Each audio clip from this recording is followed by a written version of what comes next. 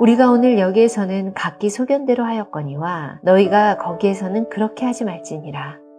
너희가 너희 하나님 여호와께서 주시는 안식과 기업에 아직은 이르지 못하였거니와 너희가 요단을 건너 너희 하나님 여호와께서 너희에게 기업으로 주시는 땅에 거주하게 될 때 또는 여호와께서 너희에게 너희 주위의 모든 대적을 이기게 하시고 너희에게 안식을 주사 너희를 평안히 거주하게 하실 때 너희는 너희 하나님 여호와께서 자기의 이름을 두시려고 택하실 그곳으로 내가 명령하는 것을 모두 가지고 갈지니 곧 너희의 번제와 너희의 희생과 너희의 11조와 너희 손의 거제와 너희가 여호와께 서원하는 모든 아름다운 서원물을 가져가고 너희와 너희의 자녀와 노비와 함께 너희 하나님 여호와 앞에서 즐거워할 것이요 네 성중에 있는 레위인과도 그리할지니 레위인은 너희 중에 분깃이나 기업이 없음이니라.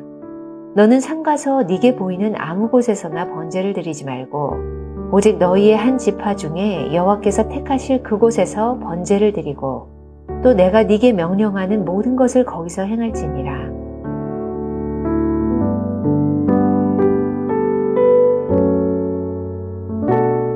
안녕하세요. 새로운 한 주가 시작되었습니다. 오늘 월요일입니다.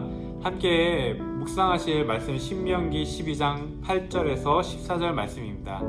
오늘 이 말씀에는 가나안 땅을 차지하면 이제 각자 성들을 이제 가지고서 살아가게 되는데 하나님께 번제를 드릴 때, 하나님께 제사를 드릴 때는 그냥 가까운 곳에서 아무 곳에서나 제사 드리면 안 되고 하나님께서 택하신 곳 예루살렘에 와서 특별히 하나님께서 지정하신 곳에서 제사를 드리라고 말씀하고 있으신 것입니다. 그런데 저는 이 말씀을 묵상하면서 8절과 9절이 좀 인상적이었습니다. 왜냐하면 8절에 보면은 우리가 오늘 여기서는 각기 소견대로 하였거니와 너희가 거기에서는 그렇게 하지 말지니라 라고 말씀하고 계세요.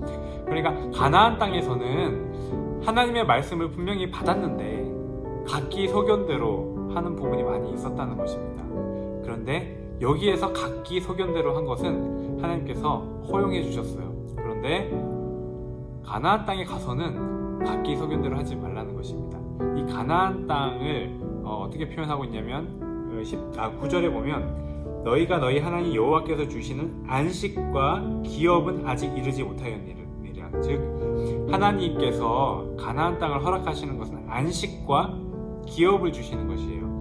그런데 이게 안식과 기업은 10절에서 이제 설명하고 있죠. 이 가나안 땅에서 평안히 거주하는 것. 그런데 신약으로 넘어와서는 이 안식과 기업이라는 이런 그 말을 하나님이 주실 영적인 안식과 기업으로 같이 언급이 됩니다.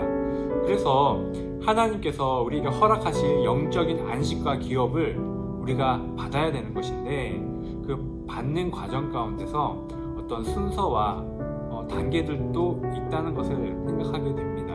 그래서 우리가 하나님을 잘 모를 때, 안식과 기업을 우리가 충분히 누리지 못할 때, 그럴 때는 하나님께서 허용하시는 부분이 있으신 거죠. 하지만 하나님을 알아가면 알아갈수록 하나님이 주시는 안식을 누리면 누릴수록 그 기업을 차지하면 차지할수록 물론 결론적으로는 예수님께서 재림하실 때 이것이 이루어지지만 이 땅에서도 우리가 점점 그것을 누리는데 그러면 그럴수록 어떻게 되냐면 내 임의대로 신앙생활을 하는 것이 아니라 우리의 마음이 하나님의 말씀과 맞추어지게 된다는 것입니다. 그래서 하나님이 주시는 안식과 기업을 누리기 전에 아직 신앙이 성숙하기 전에는 임의대로 하는 것이 많습니다. 잘 몰라서. 그런데 우리 기독교 신앙생활은 하나님께서 말씀해 주시고 하나님이 인도해 주시는 대로 그렇게 가는 것이지 내 마음대로 나를 위해서 사람이 만들어낸 그런 종교가 아닙니다. 이방인들처럼 나를 위해서 하나님 만드신 게 아니라 하나님께서 말씀을 주셔서 우리가 그 말씀을 믿고 따라가는 것이 신앙생활인 것이죠. 그래서 성숙하면 성숙할수록 우리의 마음이 하나님과 일치하게 된다는 것입니다. 그래서 내 임의대로 하는 것이 아니라 오늘 특별히 아무 곳에서나 예배드리지 말라고 했는데 우리의 선택이 아니라 그분이 선택하시는 곳으로 우리가 가야 된다는 것입니다.